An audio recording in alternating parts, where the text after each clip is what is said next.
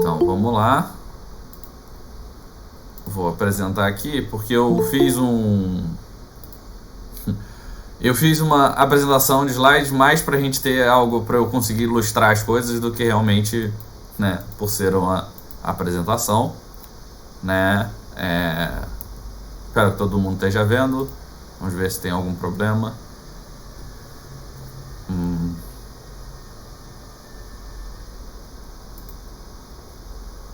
lá. Bastante gente entrando. Beleza, então. Bem, então a proposta desse seminário, né, dessa conversa, era falar sobre dinâmicas, né? Eu coloquei um nome aí bastante efusivo, né? Porque a ideia é o seguinte: eu acho que dinâmicas são um assunto bastante negligenciado pela comunidade de jogos, embora eu acredito que eles sejam extremamente importantes, né? Sejam um conceito muito importante, né? Então a minha ideia aqui era tentar discutir isso, tentar, na verdade, provocar as pessoas em geral de que dinâmicas é algo muito importante e que a gente devia prestar mais atenção, né? Então, assim, primeiro, né, o que são dinâmicas, né? Até fui questionado quando compartilhei esse seminário, esse evento nas redes sociais, no WhatsApp e afins, né? Eu fui questionado por uma moça mas sobre que dinâmicas eu tô falando, né? E aí, justamente assim, dinâmica é uma palavra extremamente vaga, né? Ela tem vários significados, várias interpretações, né? Mas aí é que tá o problema. A gente tem muito poucas definições sobre o que são dinâmicas, né? Principalmente no que se diz a academia e o que se fala, que se estuda, que se comenta sobre jogos. E aí eu não me limito só à academia tradicional, né? A pesquisa, mas também vários textos no Gama Sutra, coisas que vários blogs de desenvolvedores, né? Bastante gente fala sobre dinâmicas, mas nunca define, nunca diz exatamente o que é, né? Nunca estabelece propriamente o que é, né? Não dá uma definição mais rígida. E com isso, né, eu acho que começa o problema aí, né? Todo mundo comenta dinâmicas, mas ninguém sabe o que é. Mas um consenso geral, né, bem genérico ainda, é o que acontece no jogo, né? Dinâmicas, então, é o que acontece quando o jogo é jogado, né? Na manifestação do jogo, né? O que acontece, as interações, né? Mais especificamente, aí já entrando em quase uma definição, é a interação entre as mecânicas do jogo, né? O jogador e os outros jogadores, né? A interação entre quase tudo aí que existe dentro do jogo, né? Então, eu acho que é importante a gente começar a situar aí, né, do que a gente está falando, quando, né, pelo menos quando eu estou falando de dinâmicas, o que eu estou querendo dizer, né? Então é realmente isso, né? É o que acontece no jogo, né? Mas durante uma partida mesmo, né? Durante uma partida específica, na verdade, a gente quer olhar para dinâmicas como o que acontece com frequência, né, durante suas partidas, ou até o que acontece de vez em quando, mas avaliar isso com cuidado, né? E com isso a gente tem que observar o jogo como um espectro um pouquinho maior do que normalmente, né, muitas pessoas falam, muitas pessoas comentam, né? Jogo é uma coisa muito ampla, né? E quando a gente fala jogo, a gente fala nesses 4 aspectos aí do jogo, né? O jogo, ele tem essa parte do jogo ideal, né, que são as regras, as infinitas possibilidades, é a ideia do que é o jogo, né? Quem sabe um pouquinho de filosofia vai lembrar da ideia do ideal dos objetos, né? Então a gente tem uma ideia do que é o jogo na nossa cabeça, né? Aqui um exemplo muito bom, que é o xadrez. Você sabe o que é o xadrez, né? Quando alguém fala de xadrez, você sabe exatamente o que é, você sabe o que esperar. Mas a gente tem também o jogo objeto, né? O xadrez, ele pode se manifestar de várias formas diferentes, né? Tem vários tabuleiros, vários tipos de peça, várias formas de peça, né? Mas todas elas são o mesmo xadrez. Todas elas obedecem a esse ideal, né, que é o jogo xadrez, né, que a gente chama de jogo xadrez na nossa cabeça. A gente pode jogar ele mentalmente, a gente nem precisa do objeto, né? Tem muita gente que faz isso aí, que tem uma habilidade, né, de lembrança bastante grande, eu não consigo. E a gente tem o jogo como, né, uma atividade, né? Ele é uma atividade, né? A manifestação do jogo, ela é uma atividade. Quando você joga, você está realizando a atividade de jogar, né? E ao mesmo tempo, a partida, né, é uma instância específica dessa atividade. Certo? Como é que eu tô aceitando bastante gente aqui que entrou?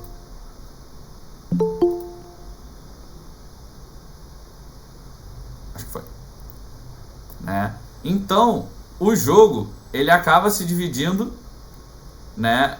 Ele acaba sendo essa coisa complexa com várias partes, várias ideias, né? Então, a grande questão é, boa parte do que se fala, do que se vê, né, do que se discute sobre jogos é majoritariamente ligado ao jogo ideal ou ao jogo objeto, né? Essas mecânicas, as regras, o como ele funciona, o como fazer, né? Existem algumas áreas como a psicologia, ciências sociais que estudam muito o jogo, né, como atividade, o jogo como partida, mas mais as consequências do jogo como atividade, do jogo como partida, né?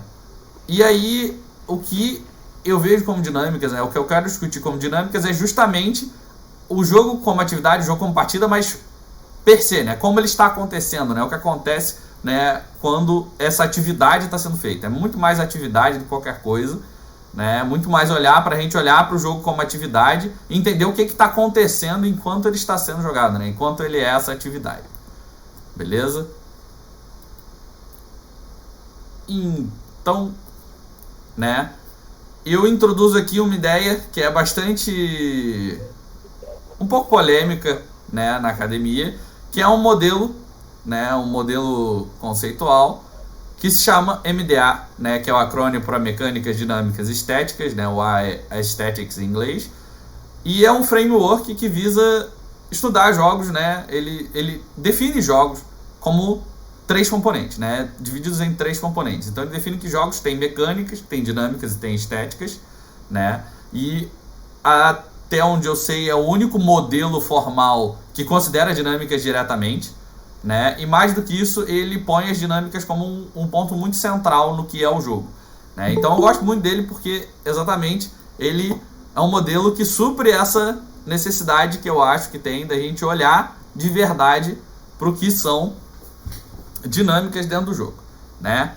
Explicando aqui a ideia, o MDA define que jogo é dividido nesses 3 componentes, mas mais do que isso ele define que existe uma relação entre esses componentes, né? É uma relação de causa e consequência, né? E ela é bidirecional, então ela vai e volta. Então, mecânicas, por exemplo, elas permitem dinâmicas que por sua vez elas causam respostas estéticas no jogador, né? Por sua vez, as respostas estéticas elas influenciam as dinâmicas, que por sua vez, né, mudam a percepção do jogador das mecânicas, né? Então elas têm essa relação, e essa relação, o sentido dela representa a perspectiva, 2 perspectivas diferentes, na verdade, do jogo. É a perspectiva do desenvolvedor, do designer do jogo, quem cria o jogo, né, que é no sentido de mecânicas para dinâmicas e de dinâmicas para estética, e o sentido, né, do jogador, que é o lado contrário, né, que é da estética para dinâmica, da dinâmica para mecânica. Então vocês podem perceber quando eu falei da dinâmica para mecânica, né, eu falei a percepção do jogador, porque isso é importante. Então, para mim o MDA ele tem 2 grandes diferenciais do que se acha normalmente aí, né, na literatura, no que se fala sobre jogos, de que o primeiro diferencial é que ele põe integralmente a perspectiva do jogador como parte do modelo, né? Então essa perspectiva é importante e não é negligenciável, ela é parte integral do jogo, e coloca a dinâmica como algo central, né? Porque não existe uma relação direta entre mecânicas e estéticas, elas passam pelas dinâmicas, né? Então as mecânicas não geram diretamente um senso estético, né? Uma resposta emocional no jogador. Quem gera isso é as dinâmicas, né? A mecânica só permite que as dinâmicas existem. Isso é uma visão bem diferente do que se vê normalmente, né? E é o que eu acho de grande valia, né? Não estão mais vendo a apresentação? Eita, calma aí, estou permitindo um monte de gente. Eu parei a apresentação por quê? Eita, desculpa.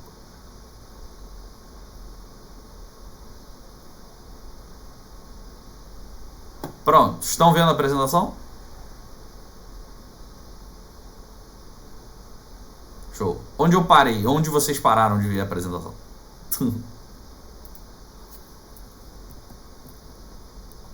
Aí mesmo? Ah, tá. Só tinha parado. Que estranho. Enfim. voltamos, né? Então,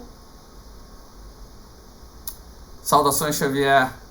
Bem, então voltando aqui ao modelo MDA. Então ele define, né, essa situação, esses três componentes, a relação entre eles, né, e dá uma definição formal para dinâmicas, né? É o primeiro modelo a dar uma definição, né, formal e rígida para o que são dinâmicas, né? Ele define dinâmicas como o comportamento em tempo de execução das mecânicas, né, baseadas nas entradas e saídas dos jogadores, né, quando interagem com essas mecânicas.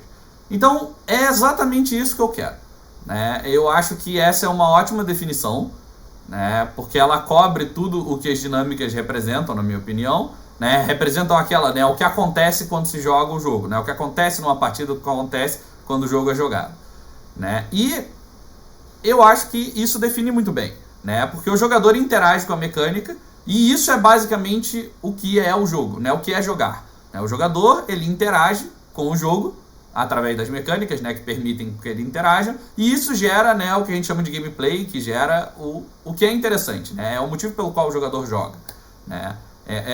Para mim também é o que define bem, é o que diferencia de outras formas de entretenimento, né? Sempre se compara muito com um filme, né? Quando você assiste um filme, você não interage. Então, a grande diferencial de jogos das outras formas de entretenimento é o grau de interação, que é muito alto. Então, você colocar as dinâmicas como justamente essa interação, para mim, já representa o porquê isso é importante, né? Começa aí a estabelecer, né, o porquê que eu acho que a gente deve falar mais sobre dinâmica, né? E aí, eu gosto de dar esse exemplo para explicar, né, essa relação, que às vezes ela fica meio aérea, é muito formal, é muito abstrata, né? Então, mostrar um exemplo prático que eu acho que ilustra muito bem como é que funciona. Então, vamos supor que a gente tem um jogo onde a gente tem uma mecânica, né, mover, né? O jogador pode mover seu personagem, né, para frente ou para trás, né, esquerda ou direita, frente ou trás aí é relativo, né? Ele pode se mover para esquerda ou para direita. E a gente tem uma situação onde esse personagem, né, dá de cara com um inimigo, né? Um inimigo aterrorizante, assustador, mas é o seu inimigo, é o grande vilão da história, é quem ele tem que derrotar. Nesse momento, o jogador, ele pode, né, ele sente uma resposta emocional, né, que pode ser, por exemplo, medo, né, ou raiva, e esse medo pode gerar uma dinâmica, né, de fuga. Ele pode querer fugir desse inimigo muito forte, muito poderoso, muito assustador, né? Ele foge desesperadamente para salvar sua vida, né, desencadeando um instinto de sobrevivência natural. Por outro lado, ele pode sentir raiva, porque é o vilão, né, de acordo com a história do jogo que é contada, ele pode, né, se incluir na ideia, na mente do personagem, e o personagem sente raiva desse vilão, né, que causou problemas a ele, e aí ele acaba tendo uma dinâmica de avançar, de atacar esse inimigo, né, com um instinto aí de agressão, de violência. Então, eu acho que se ilustra bem como a relação entre mecânica, dinâmica e estética pode mudar muito de acordo com os resultados de um ou outro, né? Então, a dinâmica que acontece no jogo, né, como o jogador usa o mover, varia muito de acordo com o que ele está sentindo no jogo, né? Então, depende muito do que outras mecânicas fizeram ele sentir, né? Nesse caso, a história pode ter deixado ele mais com medo ou mais com raiva do grande vilão, né? E isso gera uma dinâmica diferente, né? Ao mesmo tempo, a dinâmica pode gerar essa resposta emocional, né? Afinal, uma outra mecânica lá atrás de história pode ter gerado, né, uma resposta emocional diferente, né, através das dinâmicas que acontecem no jogo. Por exemplo, é um jogo muito difícil, onde os inimigos são muito complicados, muito difíceis de vencer. Normalmente o jogador fica com medo dos inimigos, né? Quando vê um inimigo mais difícil, ele fica com mais medo ainda e acaba fugindo, né? Já no momento contrário, onde a história apresenta mais os inimigos como uma forma de descontar a raiva do personagem, né? Um bom exemplo disso é God of War, né? Onde o Kratos está literalmente puto com todo mundo e matando todos os deuses. Quando você vê um deus, você faz qual é o primeiro instinto que você tem quando você vê um boss, né? Um dos deuses do Olimpo, com o Kratos, é descer a pancada, né? Ao mesmo contrário, em contraponto, você pega um jogo de terror, onde os bichos, os inimigos são assustadores, né? Seu primeiro instinto é normalmente fugir, tá?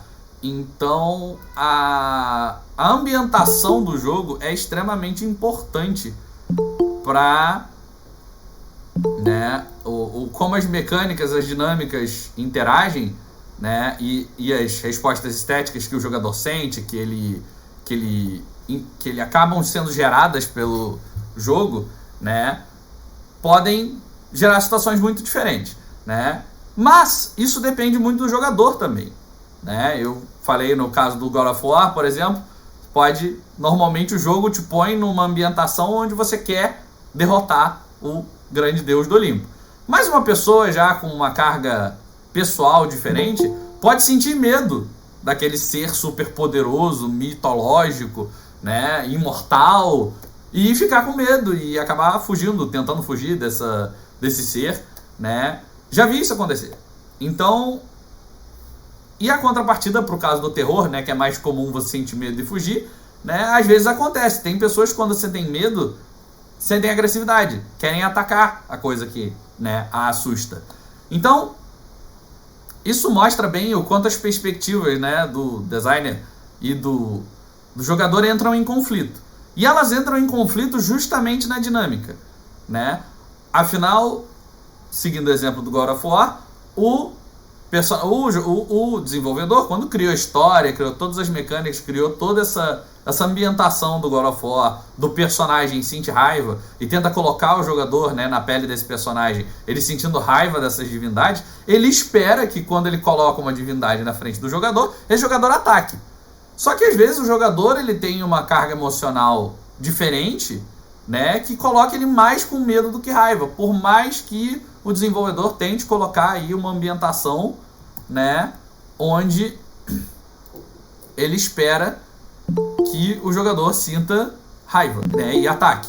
E ele acaba sentindo medo e tenta ficar fugindo, né, e aí ele passa a boss fight inteira tentando desviar dos ataques e atacando pouco, porque ele sente medo, né. Então isso gera resultados diferentes, que geram interações diferentes ainda com as mecânicas, né? Por isso é uma via de mão dupla, né? Isso vai e volta. Então, eu acho que vocês percebem a complexidade do assunto, né? Dinâmica não é um negócio simples, ela depende de muitos fatores e muitos interesses diferentes, né? Tanto interesse do jogador e interesse do designer, né? No caso de um jogo multijogador, envolve o interesse de vários jogadores e o interesse do designer, ou de vários designers, né? Mas normalmente o jogo ele tem um design alinhado, né? Por mais que tenha mais de um desenvolvedor. Então eu acho que se ilustra bem aí a nossa situação e mostra o quanto dinâmicas, né, são complexas. E aí por que eu acho que elas importam muito, né? E o que me assusta com a negligência que existe, né, nesse assunto é que jogos são primariamente experiências, né? Jogos são experimentados, né? Experiências são definidas por como você experimenta elas, né? No caso do jogo, é aquela atividade, né? O jogo atividade. Então, o jogo atividade define essa experiência, né? Define como o jogador experimenta, define a opinião dele sobre o jogo, certo? E as dinâmicas são essa experiência, né? É como o jogador experimenta. Afinal, a dinâmica é o resultado da interação dele com as mecânicas, com os outros jogadores, é o resultado dessa interação. Isso tudo é dinâmica. Isso tudo é o que define a experiência, né? E quando a gente cria um jogo, né? Imagino que a maioria aqui sejam desenvolvedores, sejam indies ou profissionais, não sei, mas a maioria aqui deve estar interessado com o ambiente de desenvolvimento de jogo, né? Então, quando a gente cria um jogo, a gente cria uma experiência. Esse é o grande foco, é o grande objetivo, né? É criar uma experiência boa ou ruim para o jogador. Eu vi aqui um comentário, o pessoal lembra de desligar a câmera e o microfone para não sobrecarregar a internet do pessoal, por favor. Depois, conforme a gente for abrindo para conversa, a gente volta aí a abrir, tá? Depois dessa pausa. Então, para mim, essa é a grande importância, né, das dinâmicas. Na verdade, eu acho que elas são quase mais importantes que as mecânicas. Na verdade, eu acho que são mais importantes que as mecânicas, né, principalmente para o resultado que a gente quer ver, né? Afinal, o objetivo do jogo é gerar uma experiência boa para o jogador, certo? Então, se a dinâmica define como esse jogador se sente, né, elas são o que há de mais importante, né? Então, assim, você quer criar um jogo bom, né? Você quer que o jogador se sinta poderoso, no exemplo do God of War. Você quer que o jogador sinta medo e que ele sinta um medo primal, interessante em jogos mais de terror. Desculpa, não conheço muito jogo de terror, então não tenho bons exemplos. Quem quiser aí dar exemplos, fique à vontade.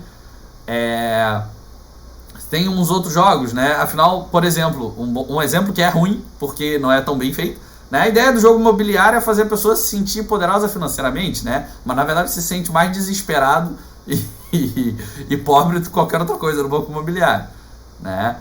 Isso vale, percebo que eu estou tentando dar exemplos assim dos dois mundos, né? São coisas que valem tanto para jogos analógicos, né? Que é mais o foco da Gamecom, por isso, e o meu foco de estudo, né? Acaba por isso que eu estou aqui. Mas também serve para jogos digitais, né? Dinâmicas são o que elas são, independente da tecnologia usada para o jogo, né? E aí quem conhece, né, Dark Souls, acabei lendo aqui, falei besteira. Quem conhece aí Just Shell, o modelo Just Shell, ele inclui as tecnologias, né? Nesse modelo isso está incluso, mas está dentro das mecânicas, né? Mecânicas são uma coisa muito grande, né? Lendo aqui o comentário do Gustavo, sim, Dark Souls tem a dinâmica fuga e sobrevivência bem na vibe terror, mas ele não é um jogo de terror propriamente dito, né? Como tradicional, vamos dizer assim. Mas é um jogo daquele exemplo onde os inimigos são muito fortes. E aí isso gera medo no jogador dos inimigos, porque eles são muito fortes, eles matam ele com frequência, né? A grande piada do Dark Souls, né, é você morreu, porque você morre com frequência para todo tipo de inimigo. Então, Dark Souls gera uma experiência de frustração, né? Que num primeiro momento você imagina que isso seja muito ruim. Só que ela, ao mesmo tempo que gera uma experiência de frustração, quando você vence o desafio, ela gera uma experiência de satisfação muito grande. Então ele é um ótimo exemplo onde as dinâmicas são muito bem utilizadas, né, para gerar uma experiência gratificante, mas só em algumas pessoas, né? Então, por isso que eu falo que tem essa carga do jogador que é importante. Eu, por exemplo, detesto Dark Souls, detesto todos os Souls-likes, porque a minha tolerância para frustração é muito pequena. Então eu acho extremamente frustrante, acho desagradável, experiência muito ruim, mas é um jogo extremamente famoso porque existe uma gama enorme de pessoas que são apaixonadas por esse jogo, por esse estilo de jogo, né? Por quê? Porque para elas essa experiência de gratificação depois de tanta frustração é muito boa. Eles gostam, certo? Carlos Alexandre deu um ótimo exemplo no Mansions of Madness, é um jogo onde você mais se ferra do que se dá bem. Eldritch Horror também. A maioria desses jogos cooperativos pesados, né? Jogos de tabuleiro tem isso. Acabei de ler uma pergunta aqui interessante do Eduardo e do Paulo. As dinâmicas estão ligadas ao perfil do jogador e suas motivações. Estão ligadas. Isso é no modelo MDA. Isso é a parte mais de estética, que está mais ligada às emoções dele. Só que as emoções, existe essa relação, né, de causa e consequência. Então as emoções, elas têm uma consequência que são as dinâmicas, né? Então isso é muito importante, porque essa conexão existe. Então por mais que a gente dê nome diferente, né, ela é altamente relacionada. Na verdade as dinâmicas só existem porque o jogador ele tem uma carga emocional, ele tem as motivações, ele tem um próprio perfil. Quando ele entra no jogo, ele interage com as mecânicas da maneira dele. Isso gera dinâmicas diferentes do que um outro jogador, né? Isso é muito importante. Essa conexão é muito importante. Vendo aqui a pergunta do Eduardo. A interface com o usuário, isto é, o uso do controle ou da estrutura do turno num jogo de tabuleiro, pertence à dinâmica ou à estética? Eu não sei se entendi. O uso da mecânica de controle, o controle, a estrutura de turno são mecânicas. O uso delas são dinâmicas, tá? Essa é a grande diferença, né? A estética é o que o uso dessas coisas gera no jogador, né? Se ele se sente frustrado, se ele se sente com medo, se ele se sente feliz, se ele se sente alegre, se ele se sente poderoso, né? Isso é o que gera a resposta emocional. Esse uso gera a resposta emocional, mas o uso em si é uma dinâmica, né? Ele é a dinâmica, tá? Ótimos exemplos aí com os jogos de Cthulhu em geral, eles são bem frustrantes, na verdade, são bem assustadores nesse sentido. Spirit Island é um bom exemplo, né? Porque você gera essa estética de desespero, né, de você não querer, de você perder o mínimo possível, né, de você super otimizar seus recursos, porque eles são estáticos, então você sente medo, né, no caso do Spirit Island, justamente de ficar sem nada, de perder tudo, de morrer, né, é a mesma coisa com Robinson Crusoe, né, esse desespero. Então, essas dinâmicas que são geradas, né, pelas mecânicas, por exemplo, você tem um desastre, no caso, eu não joguei muito Spirit Island, conheço mais Robinson Crusoe, né, no caso do Robinson Crusoe, você tem os problemas, né, que vão sendo gerados e eles causam desespero porque esses problemas te fazem perder seus recursos importantes. Kick-Ass é um ótimo exemplo, bem lembrado, porque você tem o desespero do próprio jogador, né, o seu personagem ele tem uma crise, e essa crise é extremamente complicada, ela te põe e te deixa desesperado quando você chega na crise, porque, né, as consequências dela são bem ruins para você como jogador, né, para você conseguir completar o objetivo do jogo, certo? Essa interação, essa é uma mecânica, né, o fato de você ter a crise no Kick-Ass, né, de você ter a crise do personagem, ela é uma mecânica. A dinâmica está em você evitar desesperadamente chegar nessa crise, né? Ou até uma mecânica que acontece quando eu jogo, quando você vê que a crise, a consequência dela é fraca, ou não te afeta muito, ou não afeta o seu estilo de jogo, você simplesmente ignora e aceita a crise, né? Aceita seu problema, vamos dizer assim, né? Então, essa é a situação, né, para acontecer. Justamente, né, Paulo, o normal é justamente você apanhar, você tem que, faz parte da história, e evitar isso realmente atrapalha seu progresso no jogo. Mas isso faz parte da dinâmica. O jogador que estiver desesperado para evitar isso, ele vai tornar o jogo mais difícil, inevitavelmente, e ele tem que perceber isso, certo? E aí tem aquela parte da dinâmica para a mecânica, né, que essa dinâmica vai fazer o jogador perceber que, na verdade, apanhar faz parte do jogo e que ele tem que aceitar isso. Então, foi bom que você trouxe um exemplo da última conexão aí que faltava, né? Deixa eu ver o comentário aqui da Natália. A experiência de alguns jogos muda muito de acordo com os participantes. Na verdade, a experiência de todos os jogos muda muito de acordo com o participante, só que a gente percebe mais umas, outras menos, né? Parece, obviamente, tem jogos que fica muito mais visível, né? Principalmente jogos cooperativos ou jogos com muita interação, né? Realmente, mas eu acho que a grande questão é que todo jogo muda, né? Justamente por causa de como as dinâmicas funcionam. A dinâmica, ela inclui muito fortemente essa interação jogador-jogador também, né? Mais ainda, e que para mim é uma das grandes pérolas da definição do MDA, é como os outros jogadores interagem com a mecânica, mesmo que eles não interagem diretamente com você, muda a forma como você interage com o jogo e com eles, né? Um bom exemplo é em um jogo de adquirir recursos, né? Por exemplo, Stone Age, onde a adquisição de recursos é aleatória.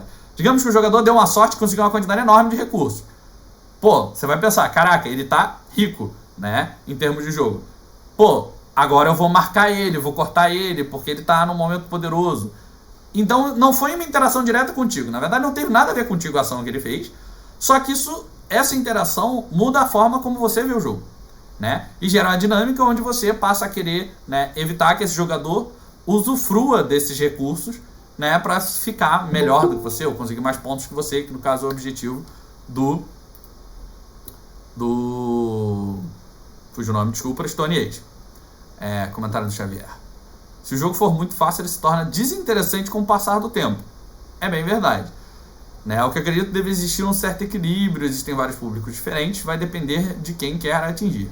Sim, exatamente, porque exatamente é o exemplo do Dark Souls, né? Dark Souls é um jogo frustrante, a beça. E tem muitas pessoas que detestam essa frustração, eu sou um exemplo, né? Mas existe um público para essa frustração, né? Um jogo fácil também existe, né? Eu recentemente vi um vídeo, né? Uma coisa que o pessoal comenta muito de um estilo de jogo, né? O estilo de jogo de MMO, que é um jogo de grind, onde só o que você faz é ficar matando os mesmos bichos milhões de vezes para ganhar um pouco mais de XP, um pouco mais de dinheiro. Tem gente que ama isso. Eu acho chato, porque é repetitivo e é fácil, né?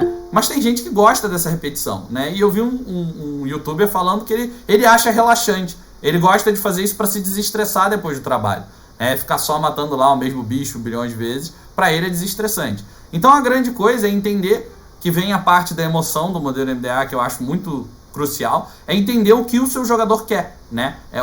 Qual é a sensação emocional que ele quer sentir com o seu jogo, né? Além da que você quer causar nele, mas também o que ele vai esperar, né? E aí gera aquela coisa expectativa-realidade, que às vezes você cria uma ambientação mecânica que gera as dinâmicas, que faz com que o jogador espere uma sensação. E aí, no final das contas, se o jogo não gera essa sensação, isso decepciona, né?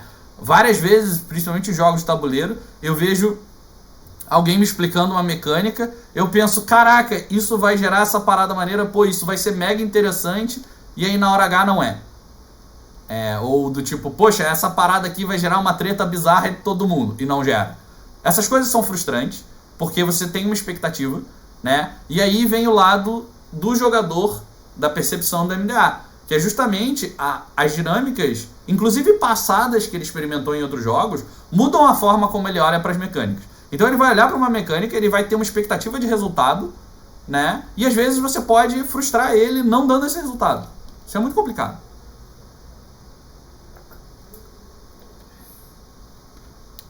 Lendo aqui o comentário do Rony. Muitas vezes sinto que no design usamos um sentimento para dar experiência de outro. Medo mesmo não existe um jogo. Acho que com medo mesmo, né? Não existe um jogo. A menos não como num jogo digital. Sim, é difícil você gerar a sensação de medo que o jogo digital tem, né? Porque a tecnologia permite você gerar sons, imagens, né? Tem uma... E tem uma imersão direta com um personagem um pouco maior no jogo digital, né? Então realmente eu concordo que é complicado. Atribuição transversal. Gostei. Digo, né? Usamos tensão ou ansiedade para expressar medo num jogo de tabuleiro, mas não é medo realmente. Ótimo comentário. Sim, concordo. Na verdade, isso inclusive faz um pouco parte da minha dissertação de mestrado, que foi defendida há 2 semanas. Graças a Deus. Até trouxe, era o próximo slide. Eu acho que era o seguinte, né? Que é justamente como estruturar isso, né? Que para mim é a grande falta que existe, né, no desenvolvimento de conhecimento dentro de jogos. É justamente, beleza, eu acabei de falar, dinâmicas são extremamente importantes, né? Acho que já fiz meu ponto, espero que a maioria de vocês concordem.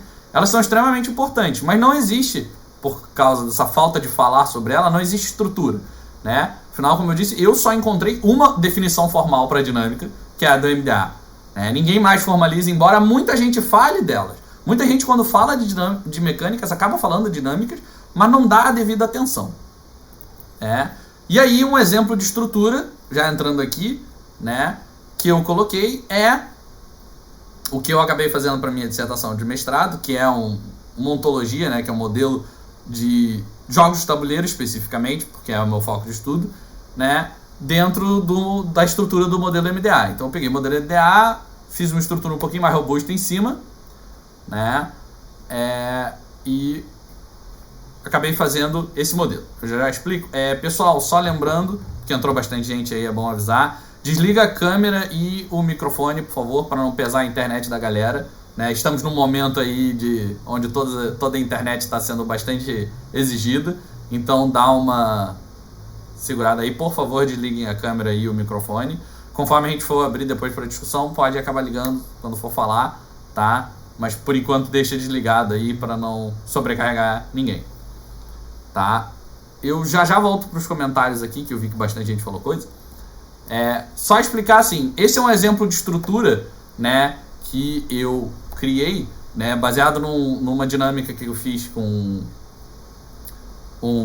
os amigos da Casa do Goblin, que é um coletivo de desenvolvimento, que até vai fazer várias apresentações aí na GameCon, né? E a ideia é isso daqui, estrutura, coisas que a gente encontrou, são dinâmicas que acontecem em jogos de tabuleiro, né? Alguns exemplos bastante claros, bastante simples, né? Como, por exemplo, o combo aqui em cima, né? Que a ideia é combinar diversos efeitos em cadeia para obter um resultado melhor, né? Então, normalmente você faz uma ação que seria pequena, mas ela gera uma série de consequências que geram um efeito maior. Ou você combinar ações que juntas geram um efeito maior do que separadas, né? Do que a soma das partes.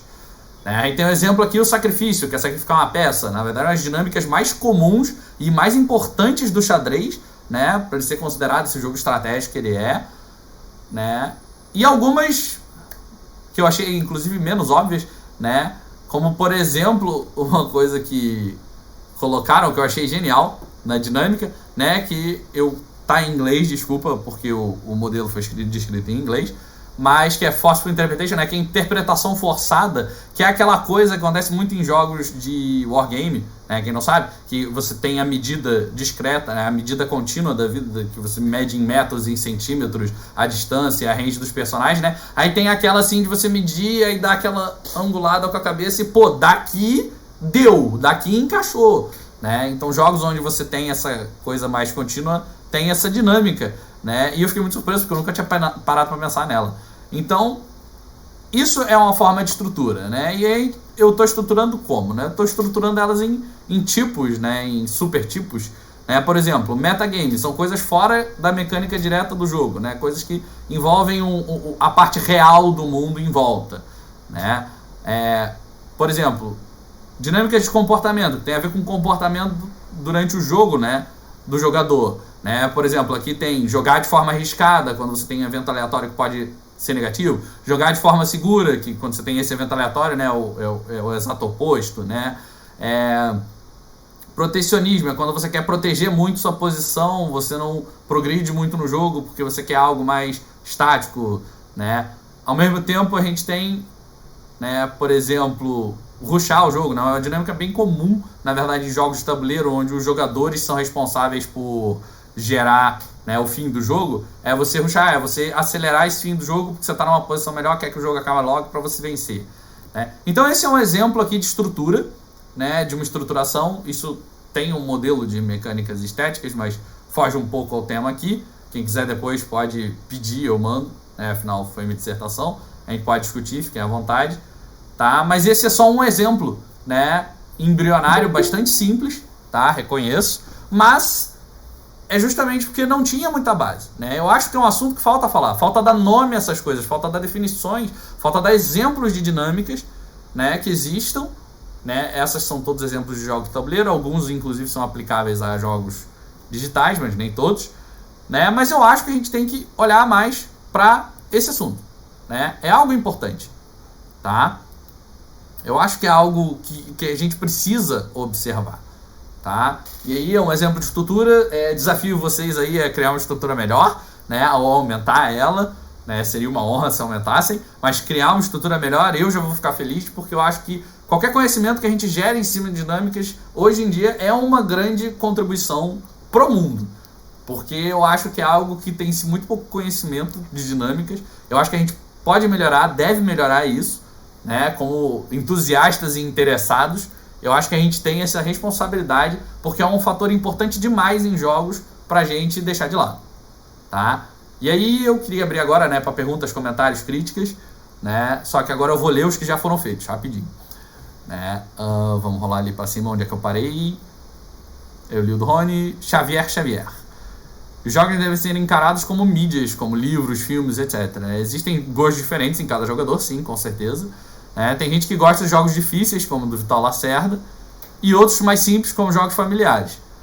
Para analisar o grupo, as pessoas nunca são os jogos, assim, o problema nunca são os jogos, sim as pessoas. Eu discordo um pouco. Eu acho que o problema, às vezes, é o jogo, sim. Eu sou da opinião que existe jogo inerentemente ruim. É aquilo, sempre existe jogo para tudo, mas existem jogos que são inerentemente quebrados, né, que eles não funcionam.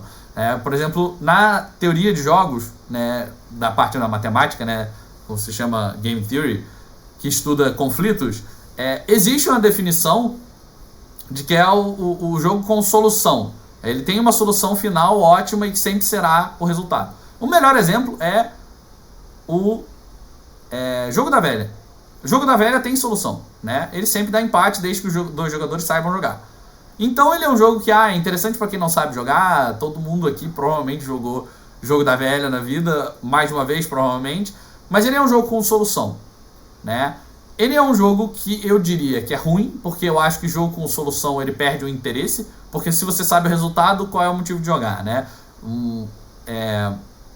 Se não me engano foi o Kostik que falou, eu não tenho certeza, desculpa, falou que uma das grandes coisas importantes do jogo é a incerteza, é não saber o resultado, né? A grande motivação de jogar é você não saber se você vai ganhar ou perder. Mas se você sabe que você vai ganhar ou perder, perde o sentido do jogo.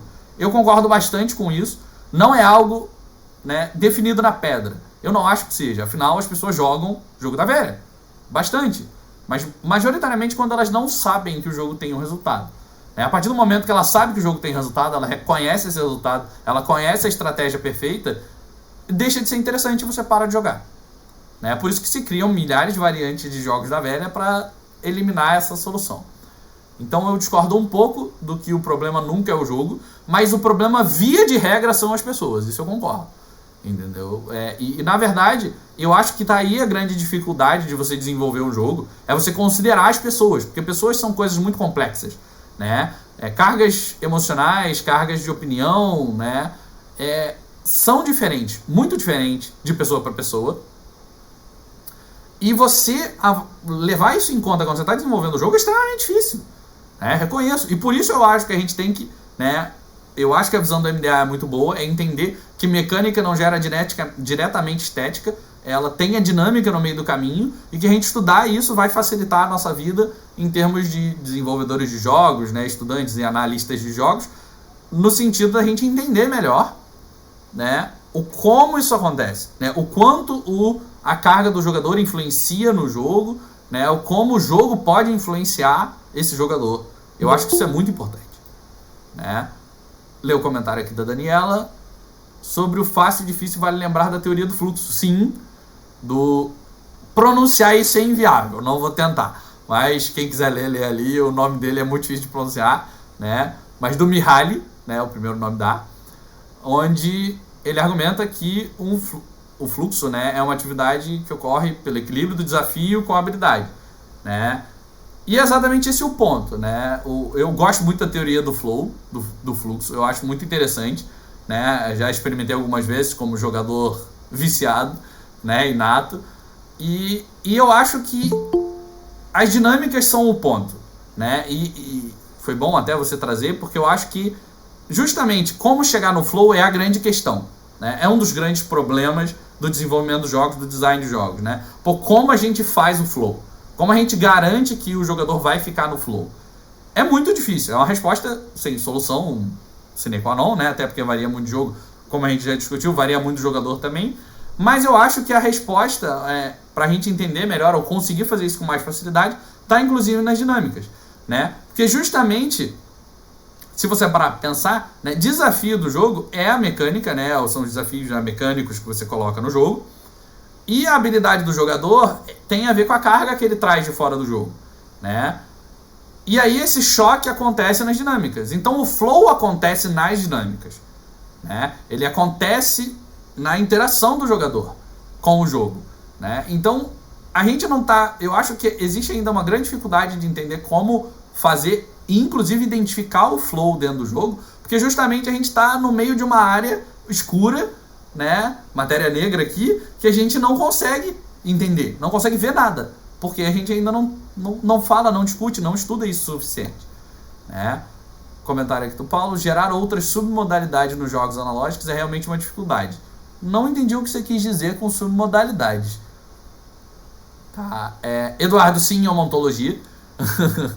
Foi parte da minha dissertação, no caso é um pedaço de uma ontologia maior que eu fiz, é a ontologia de jogos de tabuleiro,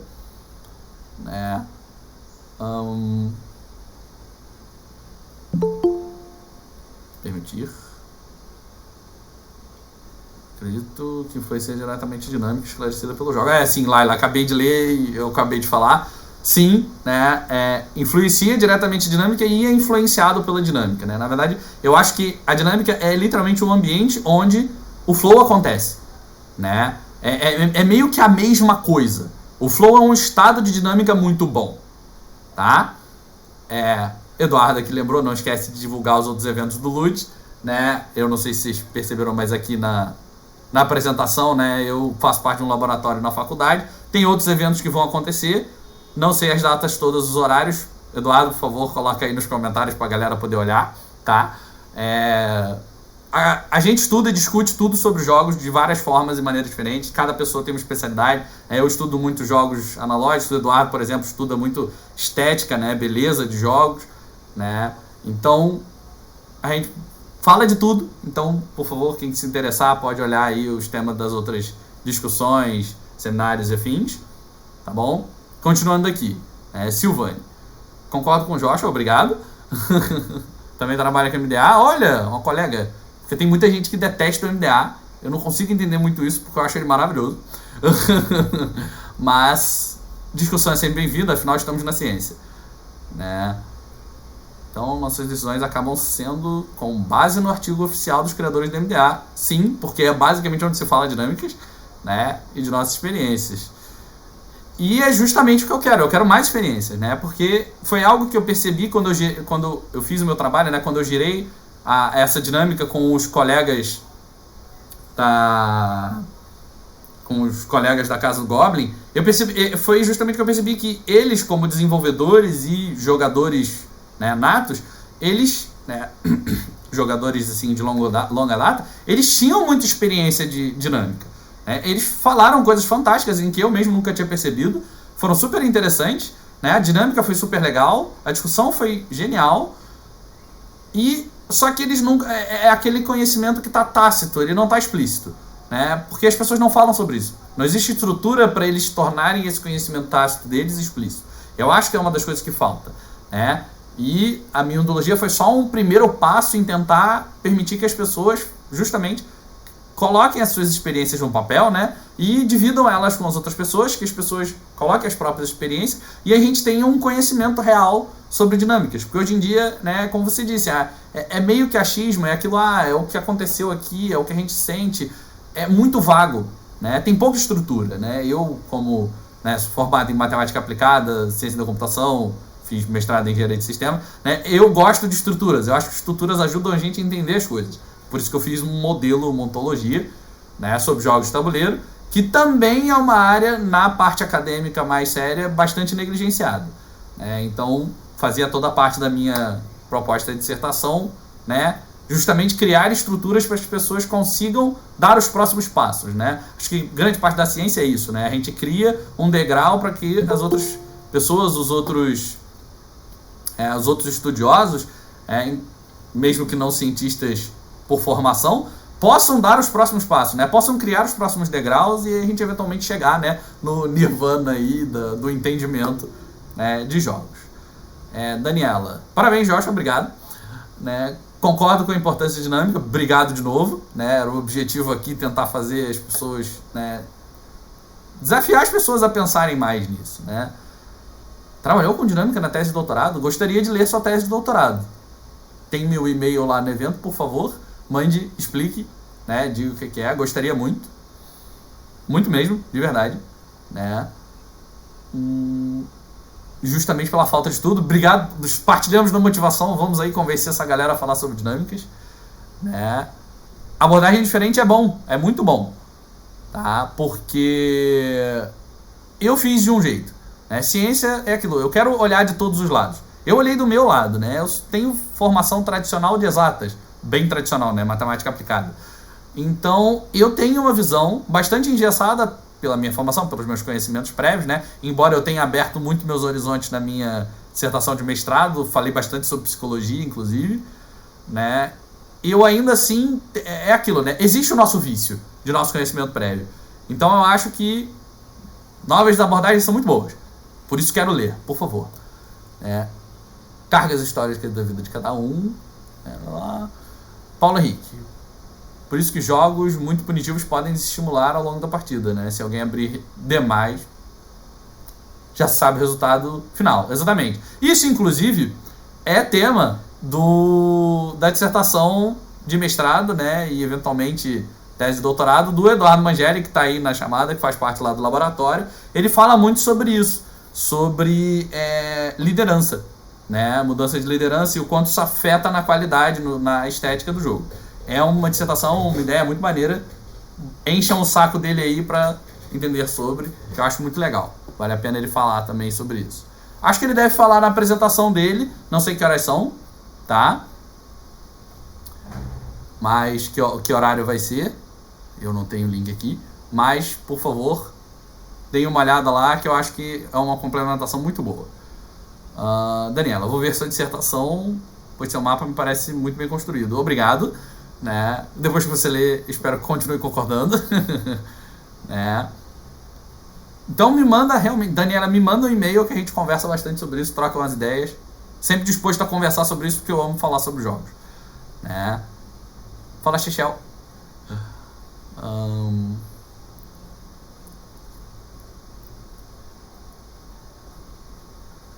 Um termo da PNL, submodalidade. Som, imagens, claro, escuro. Paulo, acho que eu ainda não tô entendendo. Eu tô com dificuldade, desculpa. Eu não conheço PNL, né? Então pode ser alguma coisa. Eduardo já postou aqui o link às outras apresentações. Calma aí, tem bastante comentário.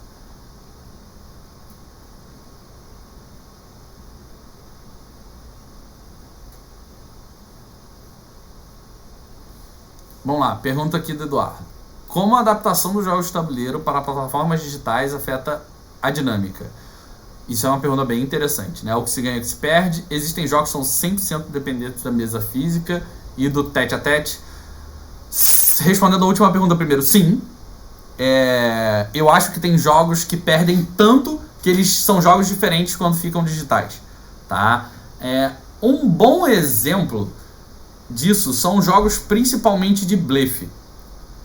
Jogos onde existe essa interação de blefe, mentir, de enganar, porque o olho no olho é importante, né? O blefe envolve a linguagem gestual, visual. Eu acho que quando você põe um jogo de blefe numa plataforma digital, onde você não tem nem a parte visual, né, da câmera, da fala, de ouvir o áudio da pessoa, e mesmo com isso eu acho que perde tanto que se torna um jogo diferente.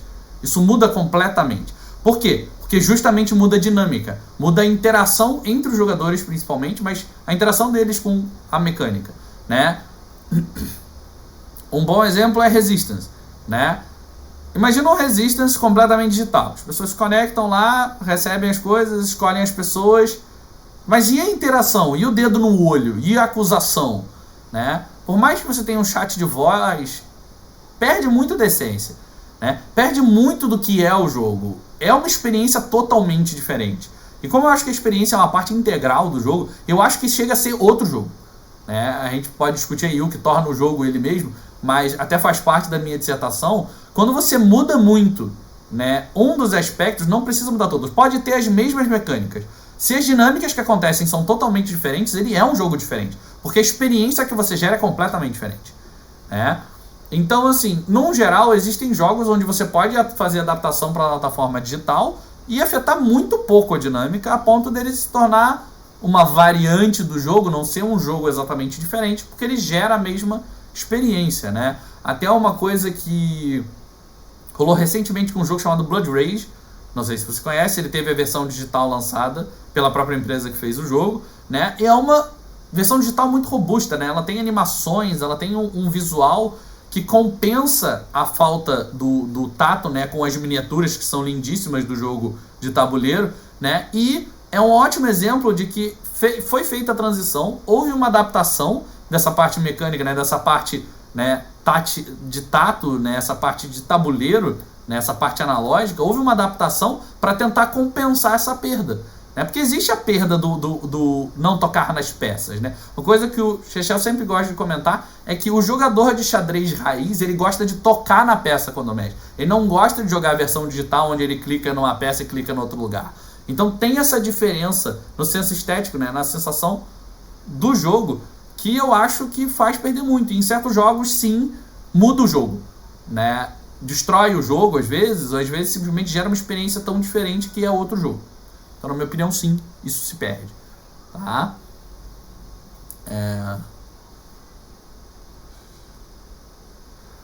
Karen respondendo, sim, eu estou gravando, não sei se vai ficar bom, mas depois vai estar no YouTube do Ludes, tá? Vamos tentar aí organizar. Calma aí. Rolou pra cima aqui, tá complicado. Vamos lá. Mangeli apresenta amanhã às 15 horas, obrigado, para ir lembrar.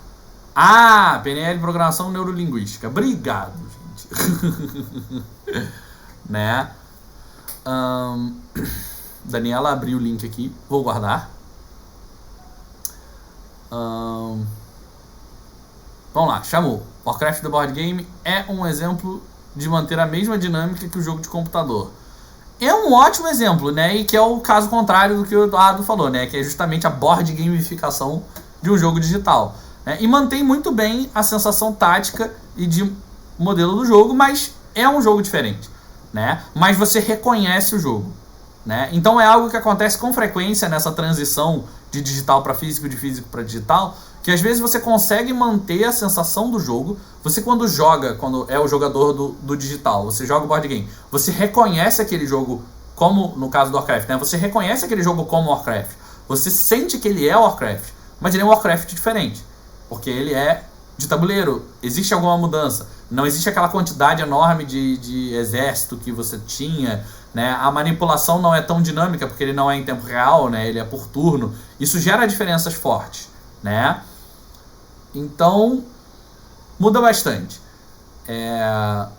Eduardo, engraçado que poker, que é um jogo de muito blefe, faz sucesso no meio digital. Ele faz sucesso, mas pergunta para um jogador de poker que joga no real, né, no físico. Pergunta para ele se ele acha que o digital é poker. Eu tenho um amigo que joga o digital para ganhar dinheiro, mas ele diz, eu não jogo físico porque eu sou muito ruim. E ele é bom no digital, pelo menos se diz bom, né? Nunca vi. Então, assim, é um ponto onde o jogo é diferente. Ele tem uma estrutura diferente. O blefe funciona de forma diferente. E um dos motivos pelo qual eu acho que fica bom, né, o poker físico é porque o blefe se dá através de uma mecânica direta do jogo, né, que é a aposta. Né, que é um exemplo que, seguindo o exemplo que eu dei do The Resistance, existe, né, a ideia de você colocar a carta, o desafio, mas boa parte do blefe acontece na acusação, na discussão, na conversa. Enquanto no poker você tem uma carga muito maior na dinâmica, né, da quantidade que você aposta, né, da hora que você aposta, né, eu acho que acaba tendo uma presença maior da mecânica e isso permite com que o jogo perca menos quando vai para o digital. Então, assim, eu achei essa discussão muito interessante porque eu acho que é justamente uma coisa que não é óbvia, né? Nem sempre acontece, né? Você deu um ótimo exemplo, né, de que o poker é um jogo de blefe que muda. Não muda, mas não tanto quanto o Resistance mudaria, por exemplo. Ou muda, né? Porque existe a versão do The Resistance no Tabletop Simulator, eu já joguei e dei como exemplo por causa disso, porque fica chato, né? Ele perde muito, não tem a mesma graça. Nicolas, Through the Ages é um ótimo exemplo, obrigado por me lembrar. Through the Ages, na verdade, é um exemplo onde o jogo digital ficou melhor do que o físico, em termos de ambientação real, né? Porque o Through the Ages, para quem não conhece, é um jogo de cartas extremamente pesado, de construção de civilização, que em geral demora umas 3 a 4 horas de jogo, né? Na sua versão física, né? E que na versão digital, por utilizar bem do poder do digital, né? De controlar recursos, de fazer os processos, né, automáticos do jogo de forma mais automática, né, e rápida, porque o computador calcula isso muito rápido, né, acaba que o Through the Ages de celular é muito melhor, né, de computador é muito melhor, porque você joga em 30 minutos uma partida que, né, fisicamente são 3 a 4 horas.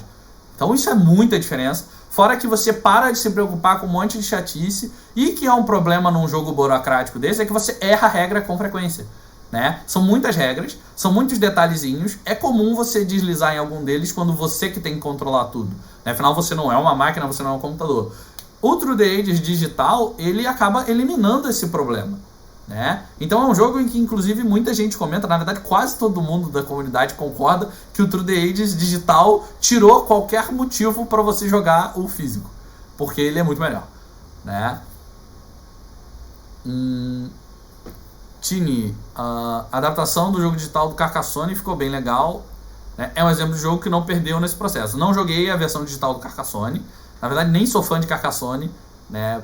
Podem martirizar o quanto quiserem, mas eu não sou muito fã, né? Mas eu creio que é um jogo que perde pouco, porque ele tem um nível de interação relativamente suave entre os jogadores, né? E a mecânica dele é muito básica e se traduz bem. Eu acho que ele realmente pode não ter perdido, assim, teoricamente, né, eu imagino que não. Karen concordando aí, né, que o digital ficou melhor. Opa, perdi aqui.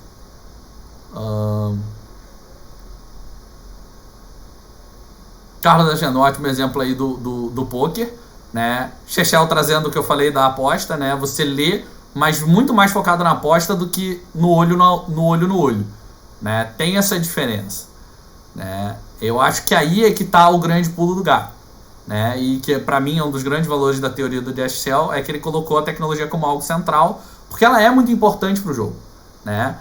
No caso do MDA, ele coloca como mecânica, né, junto com as outras coisas, por causa da estrutura que ele quer gerar, né? De que a dinâmica é o central, é o importante, né?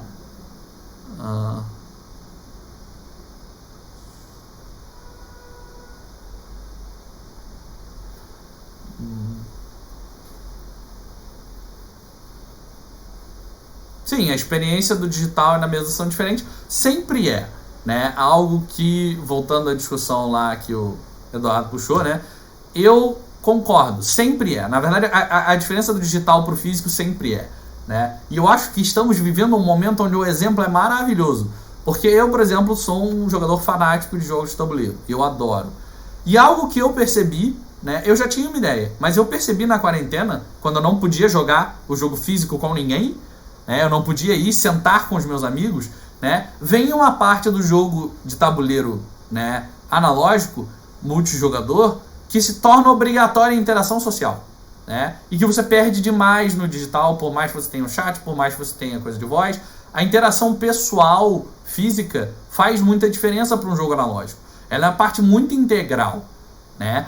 Por quê? Porque justamente é uma crença que eu tenho forte, é que as dinâmicas são muito mais percebidas e elas são muito mais interessantes quando você está fisicamente presente com outra pessoa do que quando você está no meio digital, né? No meio digital ela tem aquela impessoalidade com a interação que torna tudo mais, vamos dizer assim, mecânico, mas não no sentido de mecânica do jogo, mecânico no sentido de que você tem menos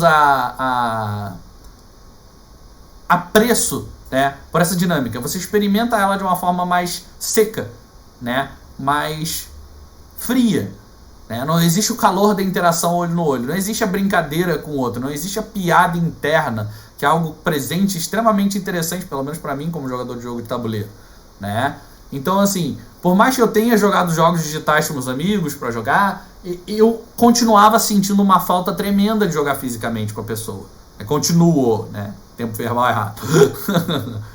Então, eu acho bem importante, tá? Comentário aqui da Jéssica. Poxa, o modo solo está me salvando, né? E gera uma mega interação com a mecânica, você explora demais o jogo com a mesa cheia, né? Mas nada se compara a jogar com os amigos. Eu jogo solo, eu adoro jogo solo, né? É uma discussão aí na área de jogos de tabuleiro bastante rígida, né? Da galera.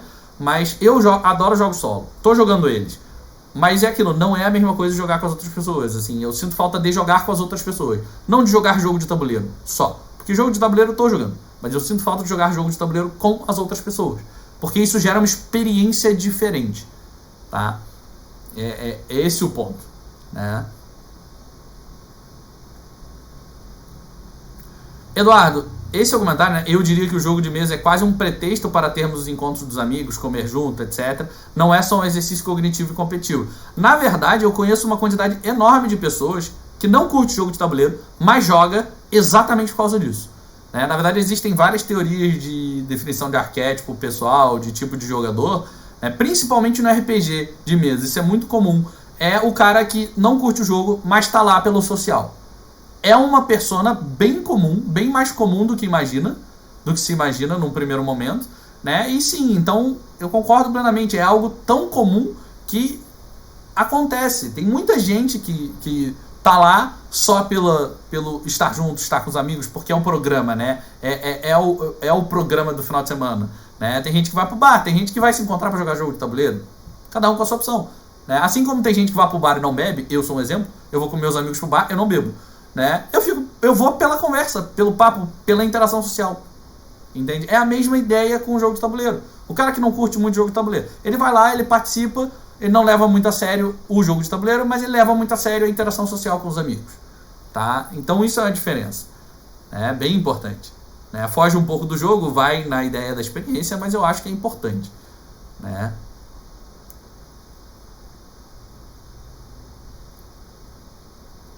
Sim, Chechel, O Jesper é um dos que usa esse exemplo, né? Mas tem vários exemplos, né, na verdade, na literatura sobre objetivos, né, motivações de jogo, né? E uma delas é sempre pela experiência social, quando o jogo é multijogador, né? Jogo solo também tem experiência social, mas é aquela experiência social fora do ambiente de jogo, literalmente, né? Que é aquela coisa do... Pô, completei todos os achievements, platinei um jogo solo, né? É uma das formas de você interagir socialmente, né? Às vezes até de forma tóxica, né? Ficar esbanjando pros outros que platinou, né? Mas existe a parte legal do dividir, poxa, platinei, tô feliz. Aí a galera comenta, pô, parabéns, maneiro. Essa interação social é legal também, tem muita gente que joga por isso, né? Então... foge aí até um pouco do assunto mesa, né? Eu gosto sempre de fazer esse contraponto, mostrar que muita coisa tá tanto no mundo digital quanto no mundo analógico, né? Em formas e forças diferentes, mas estão sempre aí. Vamos lá. Há um fator... Não, vamos lá. Rony. Há um negócio especial que eu chamo de fator mesa. Fator mesa é ótimo. O pessoal tá com uns termos bem legais hoje. Pois estar à mesa é um valor humano que data de muito tempo lá atrás. Huizinga fala isso, né? Considerado um dos primeiros escolásticos a falar sobre jogos, né, diretamente. Ele fala que o jogo é uma experiência social, né? Uma situação social, né? E é um valor que data, na verdade, ele data de tanto tempo atrás que o Huizinga fala que ele é da natureza humana, né? Jogar é uma atividade humana necessária, né? E ele fala jogar como interação, então envolve mais de um jogador, né?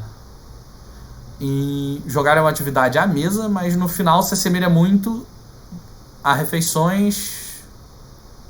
Não, se assemelha muito a porque refeições saudáveis à mesa são melhores que fast food. Tá, acho que eu entendi a analogia, achei engraçado, inclusive, né? Compare a diferença entre comprar um fast food e comer sozinho ou sentar na mesa para refeição em família, por exemplo. Sim, eu acho uma ótima comparação. Concordo bastante, achei divertido.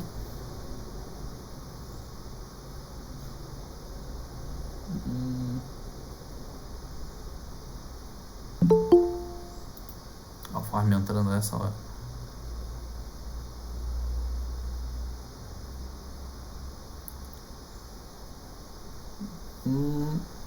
Eduardo, Covil dos Jogos. Ah, tá.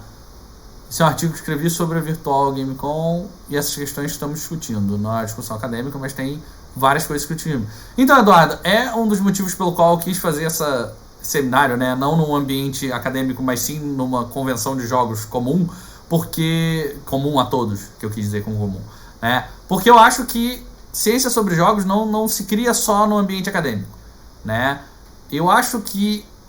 porque jogos... boa parte do conhecimento de jogos está nas pessoas que criam jogos e nas pessoas que jogam jogos, né? Por isso eu gosto muito de usar exemplos do Gama Sutra, que é um ambiente que não é acadêmico tradicionalmente, porque eu acho que todo mundo tem para contribuir. Então eu acho muito legal que você tenha escrito esse artigo. Salvar aqui o link para dar uma olhada depois, né? Porque eu acho que a gente tem que expandir essa discussão para todo mundo, incluir todo mundo, né? Mesmo quem não é muito ligado à academia, né? Mesmo quem não tem a tradição da academia. Eu acho que todo mundo tem que contribuir, falando suas ideias, opiniões, experiências. Eu acho muito importante, certo? Então continue fazendo isso. Acho legal. Me chame, inclusive. Gosto muito, né? Jéssica, quais modos solo você indica e que funcionam tão bem quanto mesa cheia? Pô, de cabeça eu não sei nenhum. Eu gostei bastante do Magic Knight. Não sei se funciona tão bem quanto mesa cheia, porque eu não joguei com a mesa cheia, né? Mas eu, em geral, gosto de jogo solo, mas eu assumo ele como uma experiência diferente. Justamente pela falta de interação, né? Porque eu acho que é muito importante para a dinâmica o fato também da interação jogador-jogador, né? Então um jogo que é multijogador e um jogo solo, eles são inerentemente diferentes. Então eu assumo eles como experiências diferentes, né? E que devem ser avaliadas de forma diferente. Então são experimentadas de forma diferente e geram ideias diferentes. Para mim é um jogo diferente, entendeu? Eu não digo que jogar solo é a mesma coisa que jogar com a galera. Na verdade eu concordo que é diferente e eu espero que seja diferente, na verdade, né? Eu não jogo um jogo solo esperando que ele seja igual ao jogo com múltiplos jogadores, né? Na verdade, se ele é igual, eu acho estranho, porque aí eu começo a duvidar do jogo com múltiplos jogadores. Eu acho esquisito isso. André, inclusive existem party games que se propõem a algo mais social e de mecânica simples. Sim, um grande exemplo, e que eu gosto muito, é Cards Against Humanity, né, que foi lançado uma versão similar aqui com o nome de Patuscada. É um jogo que a mecânica tá lá por estar lá, né? Até um jogo recentemente lançado pela Buró, que é um amigo de merda, né? Que é um ótimo exemplo de um jogo que ele é uma desculpa para uma interação social, praticamente, né? É um jogo interessante, é divertido, vai fazer todo mundo rir, né? A parte, mas gera assunto, né? Sim, ninguém joga Cards Against Humanity, ninguém é forte, né? Sempre tem o cara que joga. Mas a maioria não joga Cards Against Humanity competitivamente pra ganhar. Ele joga pra rir, pelas piadas, pelas situações bizarras que geram no jogo, né? Pela experiência social. Daniel, você apresentou um trabalho sobre mecânicas no SB Games de Curitiba? Sim, apresentei. Fui eu mesmo. Conversamos, lembro de você. Sempre, na verdade, sempre fiquei lembrando, né, daquela nossa conversa. E o curioso é que nós dois acabamos tocando de mecânicas paradinâmicas em nosso trabalho. Na verdade, naquela época, eu já estava com... Eu acabei, né, ampliando, eu fui um pouco além, né? Eu fui para dinâmica e estética, eu quis fazer o modelo completo, deu um trabalho. Mas naquela época eu não tinha planos, realmente, porque eu fiz aquele artigo e acabou que aquele artigo foi um motivador para a escolha dessa ideia de dissertação que eu tive, né? Mas eu acho... muito legal você comentar, né? Que é curioso que nós dois acabamos indo. Eu acho que não foi nem muito curioso. Eu acho que é a ordem natural, né? A gente já sabe bastante sobre mecânica. Qual é o próximo passo? Falar sobre dinâmica. E é isso que eu acho que falta. A galera na minha opinião, tá demorando muito a dar esse passo. Já tem muito tempo que se fala sobre jogos, fala sobre mecânicas, e ninguém dá esse passo para frente. Ninguém não, né? Existem pouquíssimas pessoas, né? É aquilo, tem o meu trabalho, tem agora o seu trabalho, tô super curioso para ler. Entendeu? Porque eu acho que a gente tem que dar mais esse passo. A gente tem que não parar de falar sobre mecânicas, porque é uma parte integral importantíssima do jogo, mas começar a falar e juntar com dinâmica, né? Acho mega importante. Gustavo, Jéssica, penso nos jogos do James Stegmaier, que sempre tem um modo solo. É um bom exemplo. E nem, eu acho que muitos jogos do Stegmaier o modo solo é forçadão, mas é um bom exemplo. Alguns são muito bons. Como você vê a aceitação do desenvolvimento de jogos nas universidades? Péssima.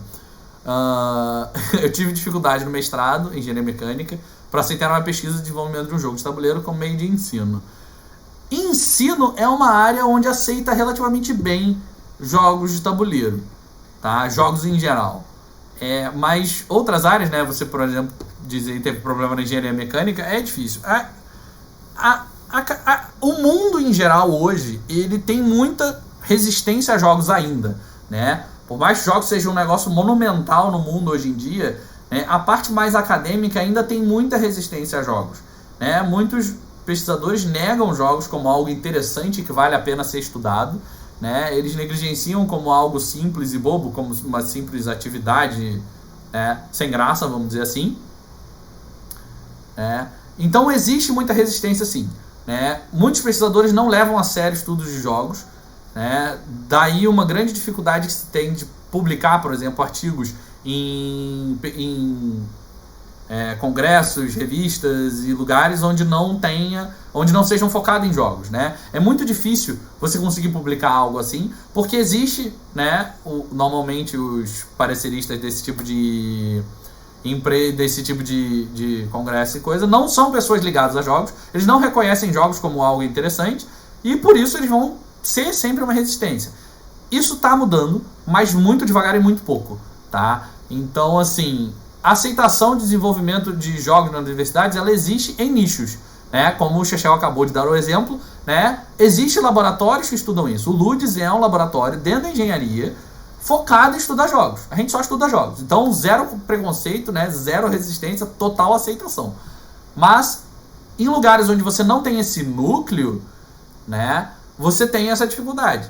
Sim, tem muita dificuldade. Eu imagino que você tenha sofrido, né? Principalmente numa área como mecânica, onde não é muito intuitivo você encaixar jogos, né? Mas aí você olha, tem núcleos. Tem, por exemplo, o CyberCog, que é dentro da área de comunicação, que é aberto a jogos, que é da UERJ, né? Tem o LUDES na FRJ, tem o grupo do Esteban na UF, né? Esses são os que eu conheço, porque aqui do Rio, né, de quem eu conheço, quem está próximo, mas eu já li e soube de vários outros núcleos de estudo de jogos em outros ambientes, em outras faculdades, em outros estados, né? Por exemplo, Colégio Pedro II aqui do Rio de Janeiro tem um grupo de estudo, né, de jovens para jogos, então existe isso, né, não é uma universidade, mas é um exemplo de que, né, acaba progredindo, porque é um ensino médio, né.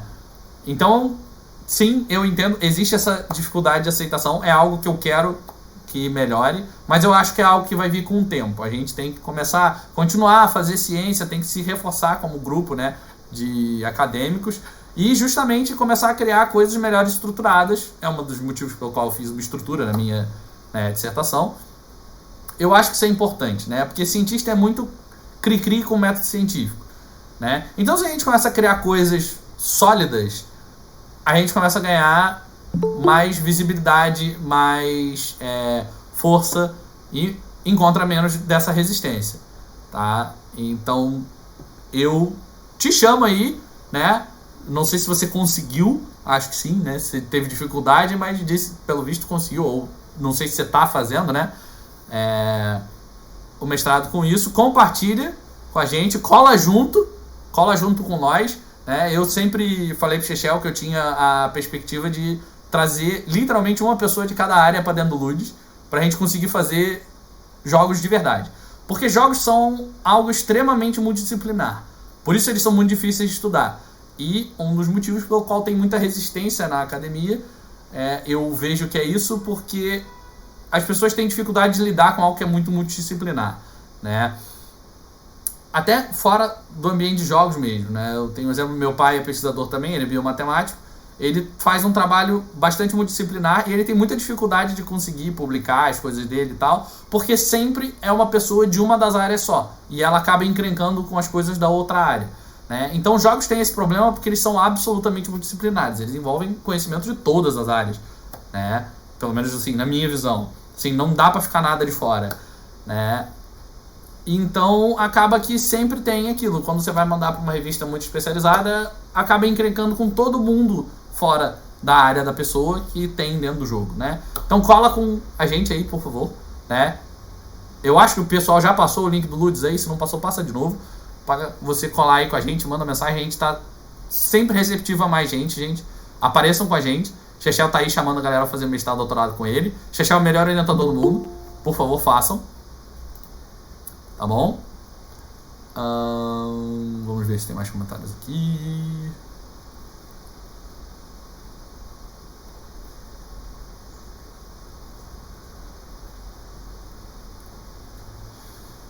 Sim, Daniela, concordo. A grande contribuição do NDA é justamente fazer a cola, né? O que eu chamo de cola, né? Que é a junção.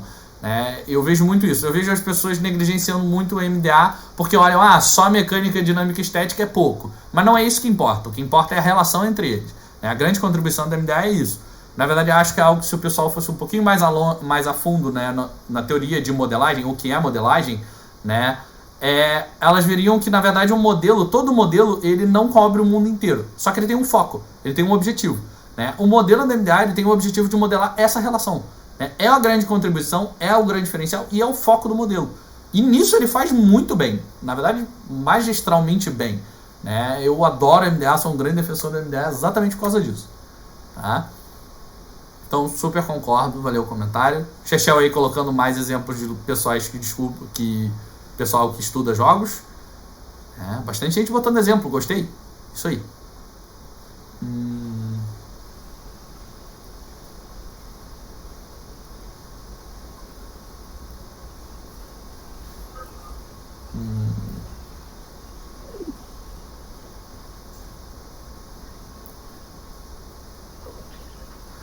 Laila, tem alguma revista acadêmica na área de jogos? Tem.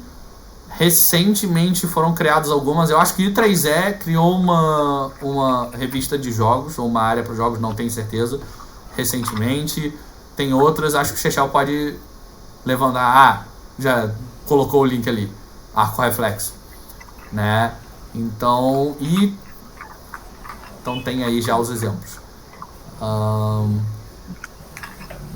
Silvane, obrigado por curtir.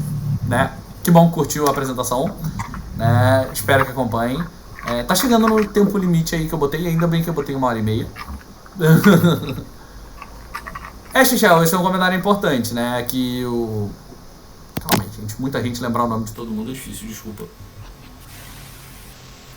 o Miguel, né, você comentou, o que eu falei, né, a educação tende a ser mais receptiva a jogos, né, do que as outras áreas, né, embora eu veja utilidade em todas as áreas, né. Uma outra área que não de uma forma acadêmica, mas que é bastante usa bastante jogos, né, a área de RH em termos de treinamento, né, em termos de até inclusive perfilação, né, se usa bastante jogos. Eu tenho uma prima que trabalha, tenho umas amigas da minha mãe que trabalham na área de RH, e business games, né, também tem bastante espaço para jogos, né, não acabam, né, academicamente tem algumas coisas, mas é mais a parte prática mesmo, né, e na verdade, como eu sempre digo, é onde tem dinheiro. É a parte que dá dinheiro, né, mas dá trabalho, tá, não se iludam, tá bom? Exato, né, simulações, eu já li uns artigos bem interessantes sobre simulações para treinamento de pessoas que fazem coisas de alto risco, por exemplo, em plataformas de petróleo, etc. Né, coisas assim, tipo usinas, né, você treinar a pessoa fora do ambiente de perigo, né, de forma usando VR e N coisas assim. Então, isso está tendo alguma amplitude, né? A área de saúde tem aceitado bem coisas relacionadas a jogos, não diretamente jogos, mas ela tem sido um pouquinho mais receptiva também. E mais recente isso, é uma mudança recente. Joshua, parabéns pela apresentação, obrigado.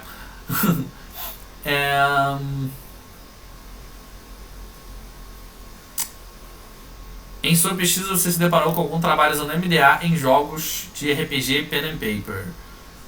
O meu foco foi muito jogos de tabuleiro, tá? Mas, num geral, academicamente, tem muito pouco trabalho sobre coisas analógicas, tá? Então, eu não me deparei com nada direto, não vou dizer que não tem.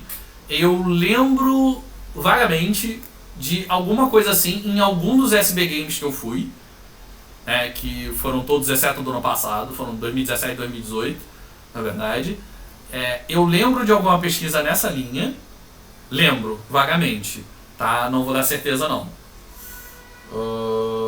2017 teve um bom trabalho de Wargame, de verdade. Mas eu lembro de ter visto uma apresentação sobre o assunto, mas não vou lembrar o nome, desculpa, mas você pode dar uma olhada se é algo que você quer muito. Mas não achei nada direto não, mas vale mencionar aí que é um negócio bastante pouco abordado. Sim, Daniela, estamos falando do seu amigo, se não me engano, pelo menos é o que eu tô lembrando. Júlio, você acha que o uso da palavra jogo é uma das barreiras a serem quebradas quando se trata de usá-los em outras áreas? Sim, com certeza. Jogo é uma palavra que, historicamente, e por vários motivos, acabou adquirindo uma carga muito negativa.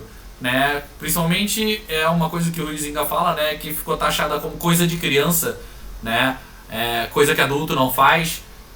Ele, inclusive, teve muito da mudança da era protestante por causa disso. E eu não acho que a gente tem que mudar o uso da palavra. A gente tem que continuar usando o jogo porque é jogo. Só que a gente tem que fazer as pessoas entenderem que jogo não é algo só de criança, não é algo ruim, e que na verdade é algo muito bom e que vale a pena ser estudado. É difícil, a beça, garanto. É uma dificuldade assim, que vamos enfrentar todos como entusiastas e acadêmicos.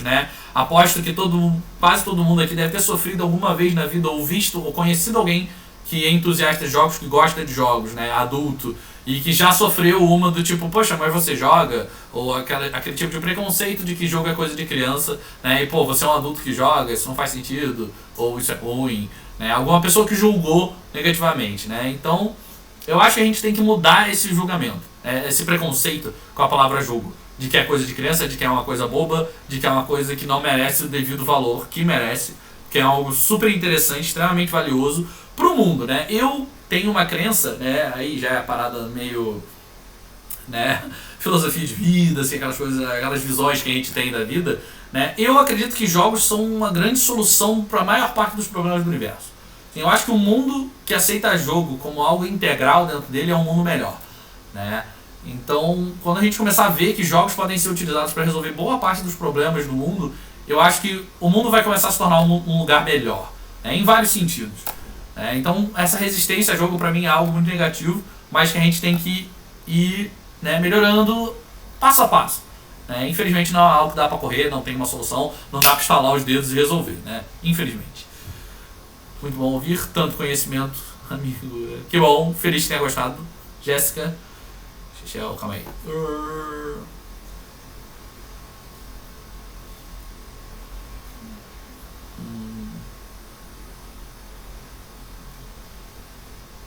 Arthur, vamos lá.